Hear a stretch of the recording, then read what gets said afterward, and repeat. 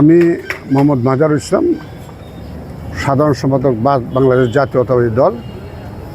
আমি আগামী ফেব্রুয়ারিতে প্রধান উপদেষ্টা এবং নির্বাচন কমিশন ঘোষিত যে জাতীয় সংসদ নির্বাচন, আমি সেই নির্বাচনে একজন প্রার্থী। আমি দলের কাছে মনোনয়ন প্রত্যাশী। এরপর দেশনায়ক তারেক রহমান দলের স্বার্থে যাকে মনোনয়ন দিবেন, আমরা সবাই মিলে সেই প্রার্থীর পক্ষে কাজ করব। কিশোরগঞ্জ এক সদর এবং হোসেনপুর, যে আমি বিগত 14 বছর যাবত আমি সাধারণ সম্পাদক দায়িত্ব পালন করে আসছি। এই 14 বছরের যত সরকার বিরোধী, ফ্যাসিস্ট সরকার বিরোধী যত আন্দোলন, যত কর্মসূচি, সবই আমি পালন করেছি। সবগুলো আমার নেতৃত্বে হয়েছে। তো এটাও তো একটা রাজনৈতিক কর্মকাণ্ড। তো এবার যেহেতু সামনে নির্বাচন, প্রধান উপদেষ্টা ঘোষিত নির্বাচন ফেব্রুয়ারির প্রথমার্ধে উনি করতে আগ্রহী এবং নির্বাচন কমিশন ইতিমধ্যে ঘোষণা দিয়েছেন। কাজেই আমি মনে করি যে দলের 3 বারের সাধারণ সম্পাদক হিসাবে আমি আসনে মনোনয়নে আগ্রহী।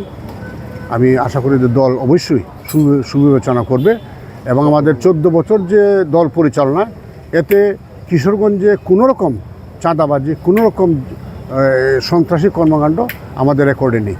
এটা কখনোই কিশোরগঞ্জে ঘটে নাই। কিশোরগঞ্জ বিএনপি আমরা পরিচালিত করেছি চাঁদামুক্ত রাজনৈতিক, যেটা এটা বিরল ঘটনা। এটা খুব কম জায়গায় এটা দেখা যায়, কিন্তু আমরা, আমার সভাপতি শরীফুল আলম সহ আমাদের নেতৃত্বে, 2 জন নেতৃত্বে আমরা চাঁদামুক্ত বিএনপি চালাইছি। কিশোরগঞ্জের ব্যবসায়ীরা, কিশোরগঞ্জের সরকারি বেসরকারি অফিস কোথাও থেকে আমরা চাঁদা তুলি নাই, চাঁদামুক্ত আমরা বিএনপি। আমরা রাজনীতি করি, আমরা নিজেদের অর্থ দিয়ে আমরা রাজনীতি করব। আমরা ব্যবসায়ীদের কাছ থেকে কেন নেব? কাজে আমরা এটা থেকে দূরে রয়েছি। এবং গত যে নির্বাচন আমরা কাউন্সিল হয়েছে, জেলা বিএনপি, দেখছেন যে কাউন্সিলররা স্বতঃস্ফূর্তভাবে ভোট দিয়ে নির্বাচিত করেছেন।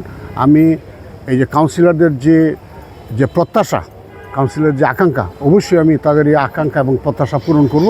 আমি নিজে দুর্নীতিমুক্ত থেকে একজন পরিচ্ছন্ন মানুষ হিসাবে আমি জনগণের কাজ করতে চাই। আমার বয়স তো অনেক হয়েছে। আমি চাই যে এই কিশোরগঞ্জকে একটা সুন্দর আবাসস্থল হিসেবে গড়ে তুলতে। আপনারা জানেন যে আমার সভাপতি শরীফুল আলম একজন পরিচ্ছন্ন মানুষ। উনি নিজে ব্যবসায়ী এবং রাজনীতি বান্ধব একজন ব্যবসায়ী।